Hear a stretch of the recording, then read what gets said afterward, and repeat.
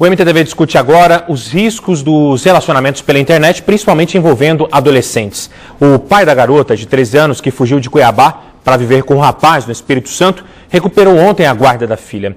A menina conheceu o namorado de 25 anos em 2010 pela internet. O Emerson Santana da Silva está preso, acusado por 2 crimes. A reportagem é da TV Gazeta, afiliada da Rede Globo no Espírito Santo.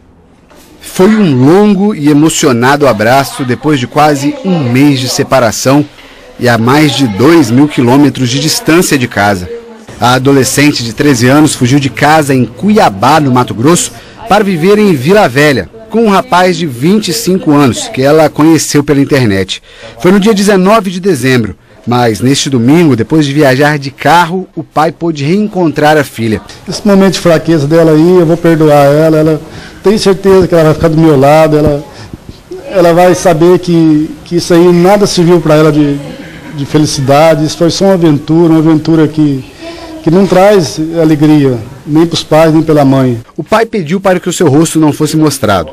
E mesmo se dizendo arrependida de ter fugido de casa, a adolescente se diz apaixonada pelo rapaz e quer continuar namorando com ele. Quero voltar com ele, mas também quero ficar com o rapaz.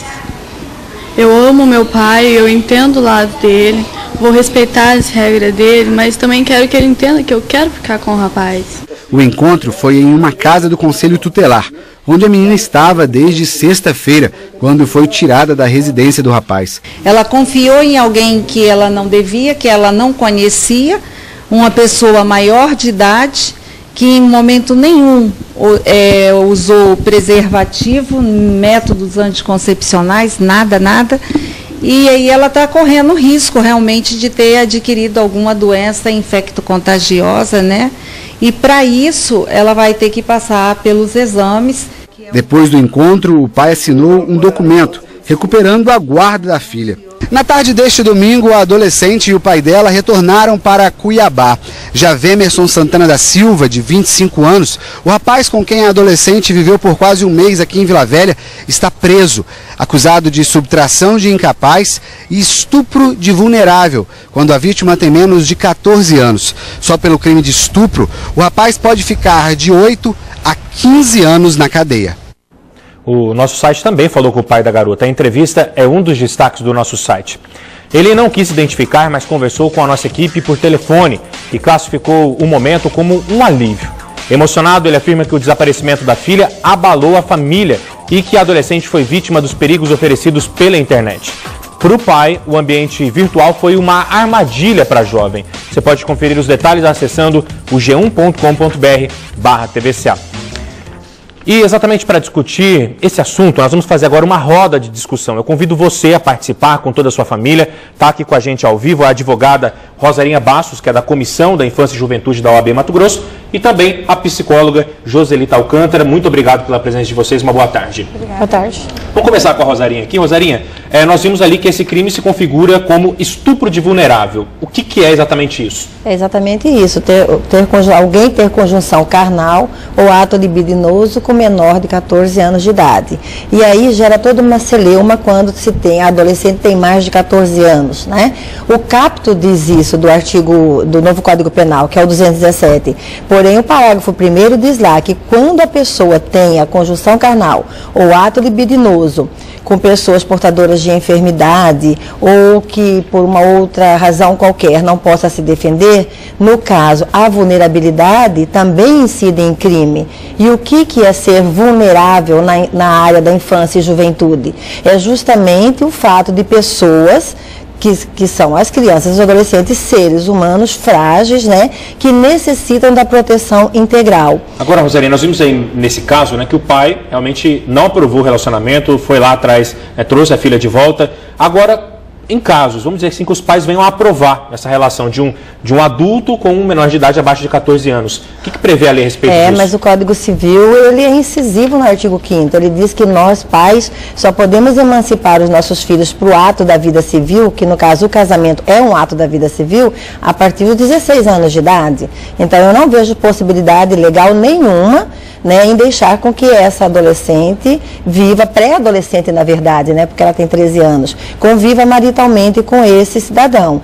E a lei, se você me permite, ela ainda é mais severa, porque ela diz que quando incide em lesão grave, corporal grave, a pena aumenta até 20 anos e em morte até 30. E quando resulta gravidez, ela pode aumentar até a metade. E quando resulta em doença sexualmente transmissível, que foi o caso aí abordado pela conselheira tutelar, ela pode aumentar de 1/6 até a metade, né?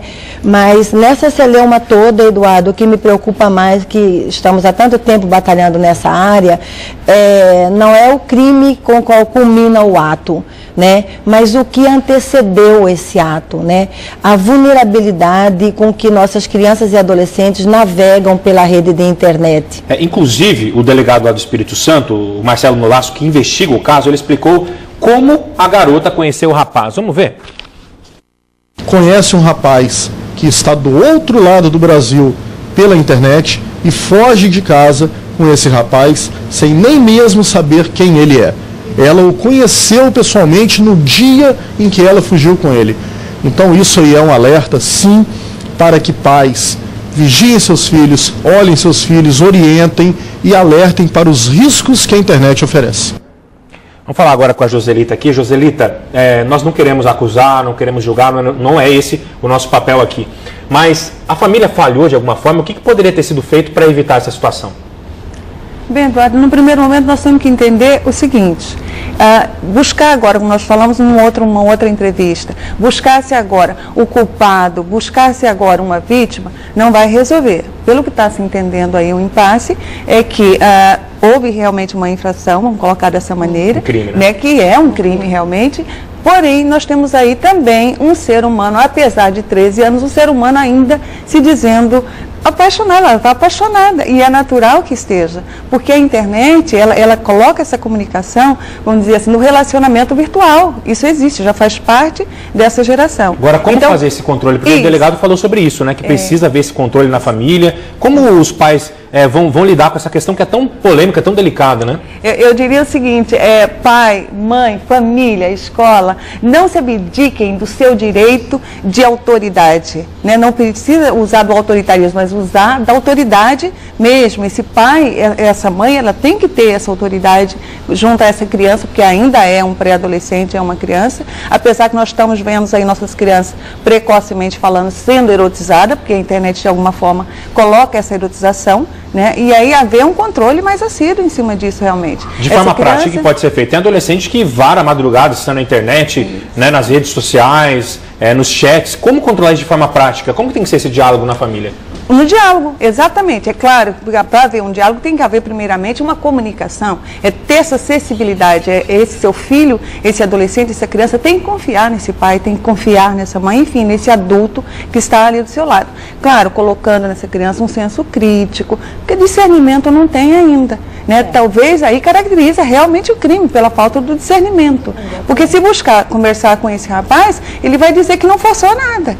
E realmente, certamente que não. Né? Porém, emocionalmente falando, ela foi induzida, ela foi seduzida, sim. Agora, Rosarinha, a gente falou da punição, né, para o rapaz que teria levado essa jovem lá para o Espírito Santo. Agora, para os pais, pode ter alguma responsabilidade pelo fato da menina ter fugido? Óbvio que tem. O artigo 98 do Estatuto, no inciso 2º, diz que as medidas de proteção devem ser tomadas por falta, ação ou omissão dos pais ou responsáveis. Que medidas são essas? A inserção do Estado na vida dessa família, né, com os direitos preconizados, colocação dessa família em programas de atendimento na rede pública, né?